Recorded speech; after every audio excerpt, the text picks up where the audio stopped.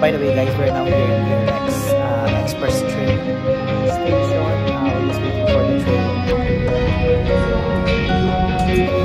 We're now here, guys, at the familiar scene of Myeongdong.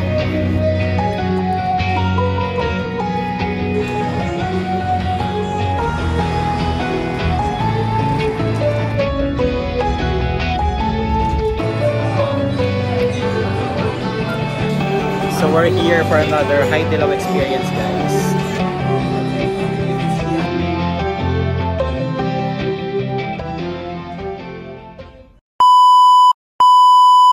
Hey guys, this is Jay and welcome back to Vlogcetera. And for this video, guys, I am very excited because this is going to be my first time na ma-experience yung winter of South Korea, and we're currently here in Incheon International Airport, and let's go.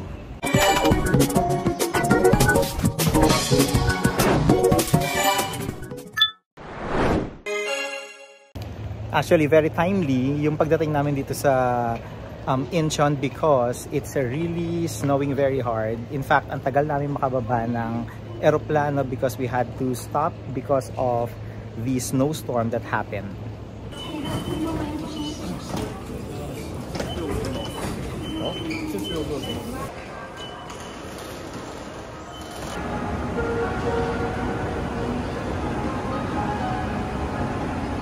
By the way, guys, we're now here in Irex Express train station. We're just waiting for the train. Yung alis niya is going to be 7:13 in the morning. So we still have a few more minutes here, guys, waiting for the non-stop na train, yung express train going to Seoul. Here comes the train, guys.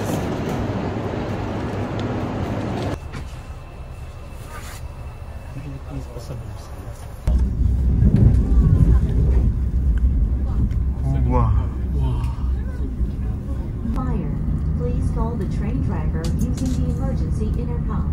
It's all gray and white outside, guys. Look at that. Oh, nawala. Ayan na siya ulit. See, it's covered in snow.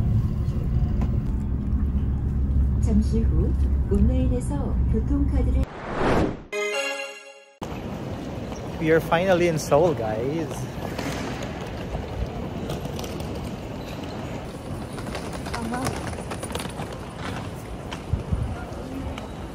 Lahat ng mga tao dito nag-aabang because it's super cold outside.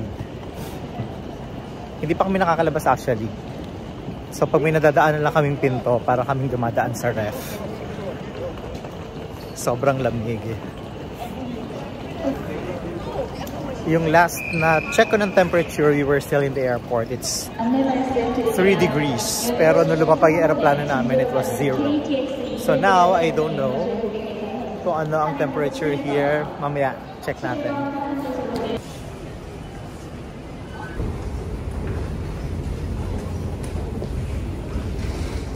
So we're able to store our luggage somewhere up there. And now, iikot muna kami ng very light dito sa Seoul. Baka pupunta kami ng Myeongdong and then we have to be back here at 1 PM. We're now in the outside world, guys. At simula na ng laban. Ang lamig sa tayo. This is Myeongdong area. Medyo basa na ang sahig. Nalulusaw na kasi yung mga niebe. Ano? Face mask. We're now here, guys, at the familiar scene of Myeongdong. It's just that basa-basa siya kasi natutunaw na yung mga yellow.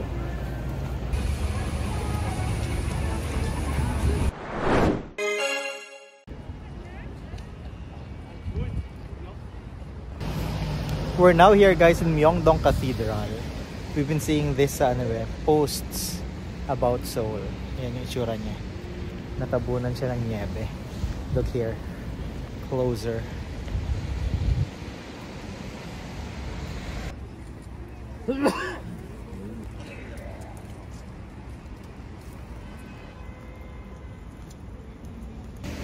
That's the cathedral, guys.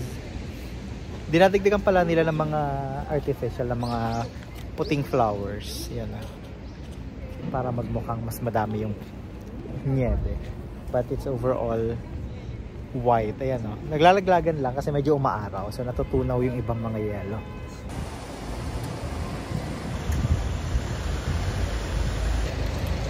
Hindi pa busy ang Myeongdong at this hour, guys. Medyo bumabali-bali ko yung video ko kasi ang hirap nung may ganito. So dumudula sa kamay ko. But I'll show you yung street dito. Hindi pa siya ganun ka-busy. Wala pang masyadong mga stalls.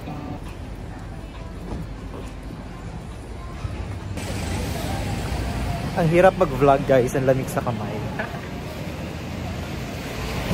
Basta, umiikot lang kami dito. Ikot-ikot. At tingin-tingin. Nagpapatay ng oras. Kasi 10:30 pa yung open nung kakainan namin. And we're going back there already because 15 minutes na lang before their opening. Anyway, dumaan kami dun sa Misha. Nagpapabili kasi yung friend ko. Kaya Rizali, kung nanonood ka man. Live. Kung nanonood ka man Rizali, mag-reply ka na. Kasi ang lamig.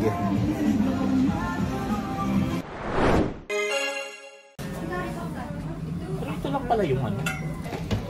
We're finally here inside, guys. And we're gonna try yung kalguksu. Just looking for the seat.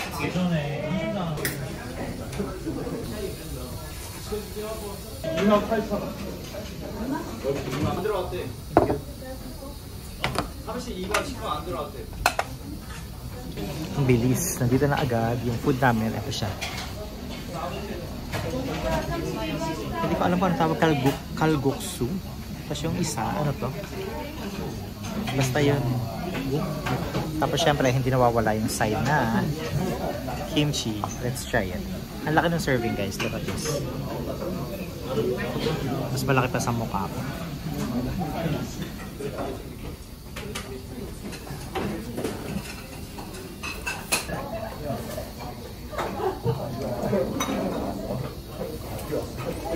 Ano mag-add ka ng yoga? Ang init na. Yoga? Diba?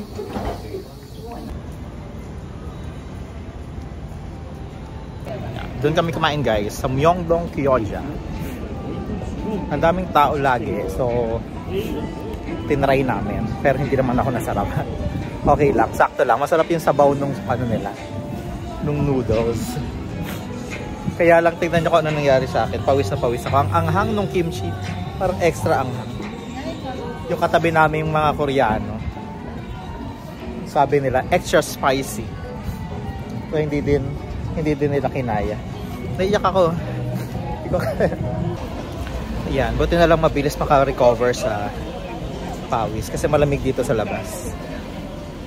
So, nandito tayo. Ano nga ba ito? Yung Korean Mart. So, try natin pasukin. Ang gulo ng buhok ko. So, let's check if we could buy something here. Yeah.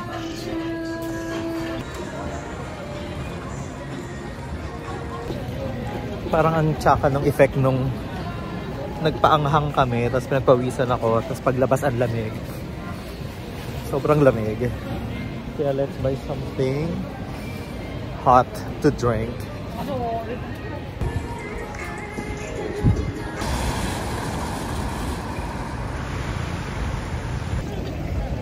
We're crossing the street. Dito kami dati yung unang-una namin Korea, sa areang yan. Kami nagstay. Yung may Myeongdong. Uy, may sitras.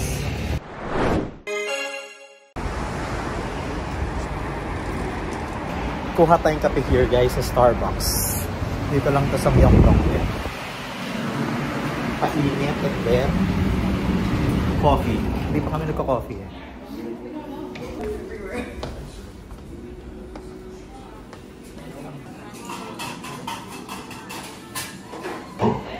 Uso pa din dito sa Starbucks nila yung mga condiments. Dati inuubos namin yan sa Pinas, ngayon wala na. Hey guys, we're just waiting for our coffee. Pampainit. Sobrang lamig sa labas. Pero may lumalabas yung araw from time to time. Kaya yung mga niebe nababagsakan galing sa puno. So sa labas, it's 2 degrees now. Diba? Katanghali ang tapat, it's 2 degrees. Paano na lang mamayang gabi?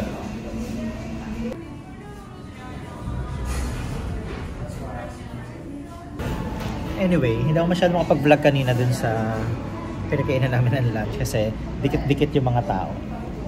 Halos may katabi kaming mga lokal. Sobrang daming kumakain doon sa restaurant nila. And ang init ng kinakain ko na noodle soup tapos ang anghang ng kimchi. So parang gusto ko na lang lumabas. So guys, we took the grande size pero tignan nyo kung gano'ng kalaki yung tabo. Parang dapat na-share na lang pala kami. Ang laki ng kape.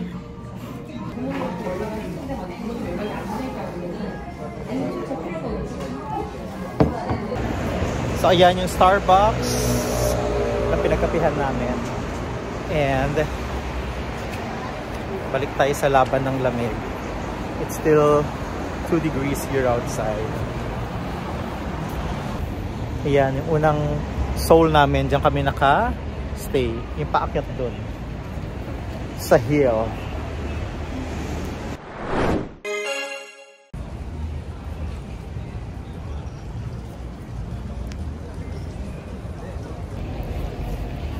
Hey guys, nakabalik na kami dito sa Seoul Station. Ito yung Lotte Outlets. And ito yung kanina madaming yellow dito. Tingnan nyo, wala na. Ang bilis nilang na tatanggal.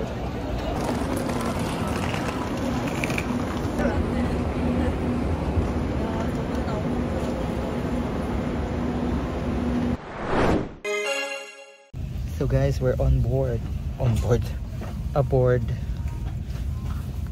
now sa train to Busan. Sana walang zombie. It's warmer here inside kaya tanggal na tayo ng ating mga costume.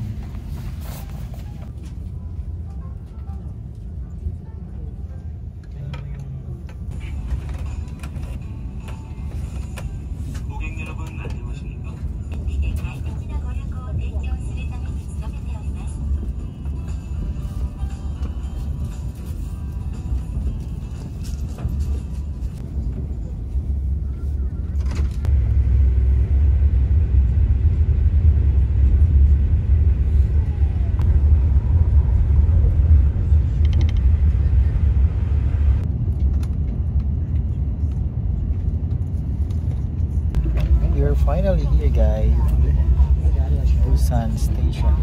Walang zombies here.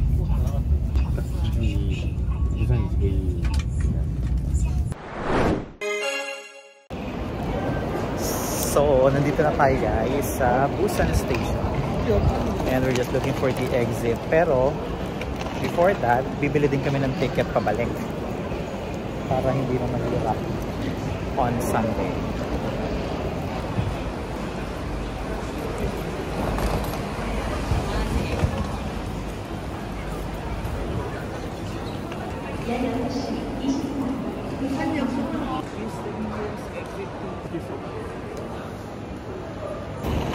Okay, so we exited sa gate number 7 and dito kasi malapit yung tutuluyan namin yung hotel. It's called Tokoyo Inn.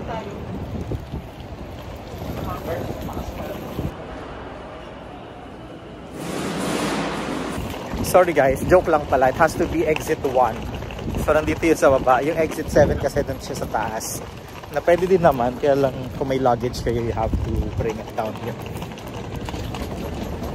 So makikita nyo guys, ayun o, yung in-exitan namin, dun lang sa other side. And then, eto na, yung inn. Tara, tawid tayo.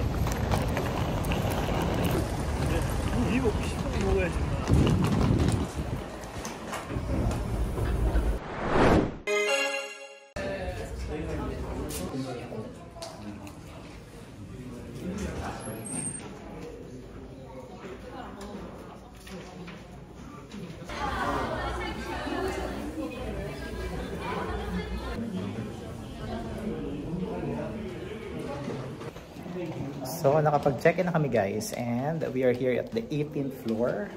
Tingnan to, may dalang ganito. Kasi nandun sa lobby yung mga ganyan nila, mga toiletries and everything else.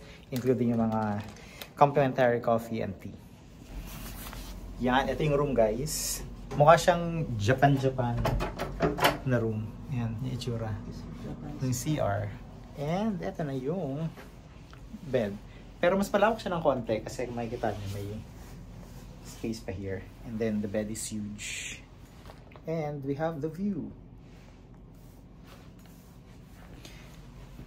And so, I'll just create a separate vlog ulit ng tungkol sa room na ito. But for now, iwan lang kami ng gamit and then lalabas din kami agad to get some early dinner para makapagpahinga din kami ng maaga. So, it's now 5 PM here at wala pa kaming official tulog. Kaya mag-early dinner kami now. Getting out. Actually, yung dinaanan natin kanina going here sa inn, ang daming kainan. So, I think we could select kung saan tayo pwedeng kumain now. Yung name ng hotel na to, branded pati yung hangar nila. Toyoko Inn. Parang kanina puro ko Tokoyo. Mali pala. So, it's the Toyoko Inn. Let's go. Let's hanap ng kakainan.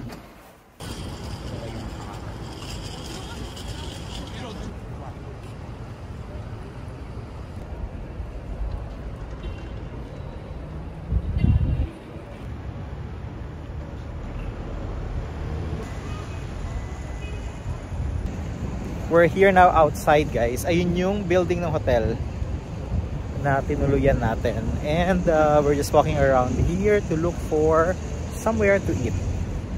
Ito din yung Chinatown. Parang around 2 minutes walk from the inn. It's similarly chilly here. Pero when I check, parang nasa 9 degrees yung temperature.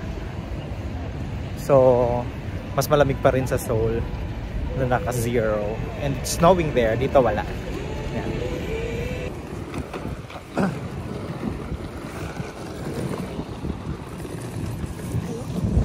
Ayun yung Busan Station guys. Busan Station. Tapos nandito yung Chinatown. Tapos nandun sa areang yon yung tinuluyan natin hotel.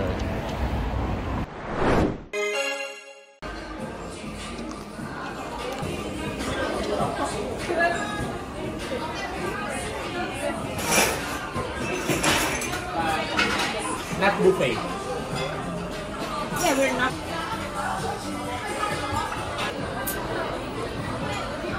May chicken pa. Yung chicken mo pa. Tsaka rice.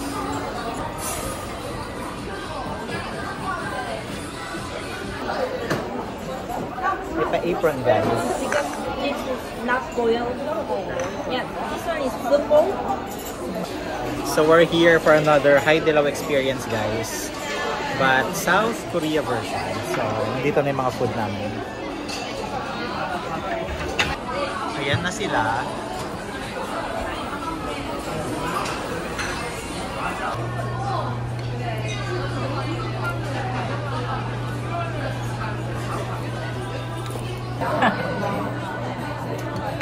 Sa Vietnam, parang ang dami na nung ano, no? Ano lang, wala pang 1,000.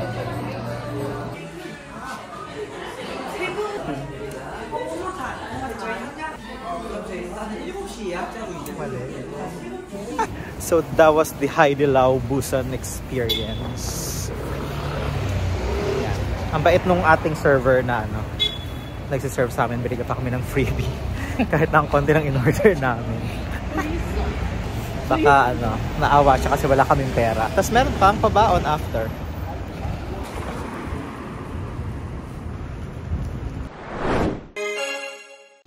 So yun guys, we are back at the Toyoko Inn Hotel. Had a quick shower and then almost ready to hit the sack.